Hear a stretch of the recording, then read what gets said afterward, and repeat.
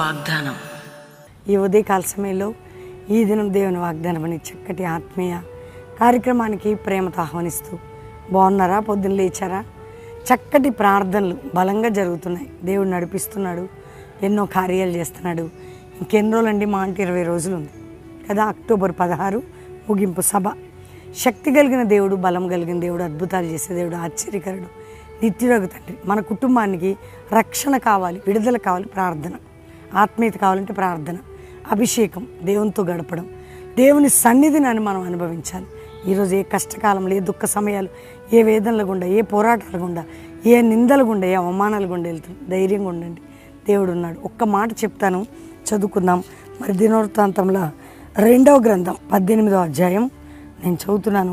31వ వచనం 2వ మాట మొదటి నుంచి. అతడు ఇశ్రాయేల్ రాజుని యుద్ధం చేటుకు అతను చుట్టుకొని, కానీ యెహోషాపాతు మొర్రపెట్టినందున యెహోవా అతనికి సహాయం చేశాను. దేవుడు అతని యుద్ధ నుండి వారి తొలగిపోవునట్లుగా చేశాను.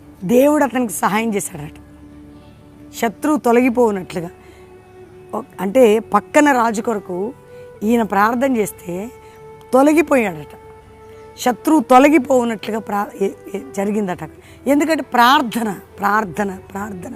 యెహోషాపాతు ప్రార్థన చేస్తే దేవుడు సహాయం చేశాడట, శత్రువు తొలగిపోవునట్లుగా. వింటున్నారా?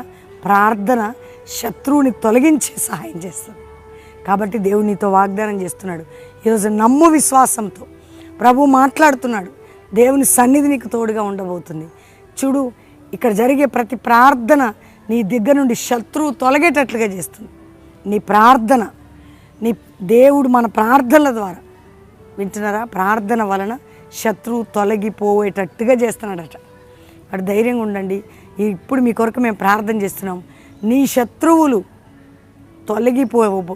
నీ మనవి, దేవుడు మనవి విన్నాడు. దేవుడు అందరి మనవి విన్నాడు, అందరి ప్రార్థన విన్నాడు. యెహోషాపాతు ప్రార్థన విన్నాడు. అందుకే ఇశ్రాయేల్ రాజుని కాపాడాడు, శత్రువు తొలగిపోయేటట్టు చేశాడు. కాబట్టి ప్రార్థన విని శత్రువు తొలగిపోవునట్లుగా చేసేదను. ప్రార్థన విని నీ శత్రువు తొలగిపోవునట్లుగా చేసేదను. ఈ వాగ్దానం ఎత్తిపట్టి ప్రార్థన చేయండి. గట్టిగా పట్టుకొని ప్రార్థన చేసుకోండి, ప్రే చేసుకోండి.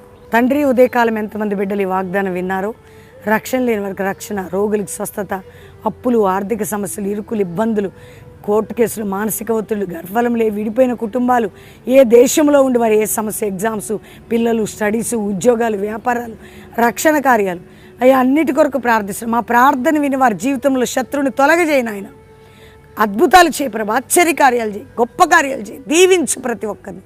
మ్యారేజ్ డే, బర్త్డే బిడ్డలు దీవించు. కల్వరి మినిస్ట్రీ మా మీద మీ సన్నిధి తోడై ఉండును గాక అని ఆశీర్వదించమని యేసు రక్తముతో జరిగే కార్యక్రమాలు, ప్రార్థనలు సీల్ చేస్తూ యేసు నామములో అడుగుచున్నాం తండ్రి.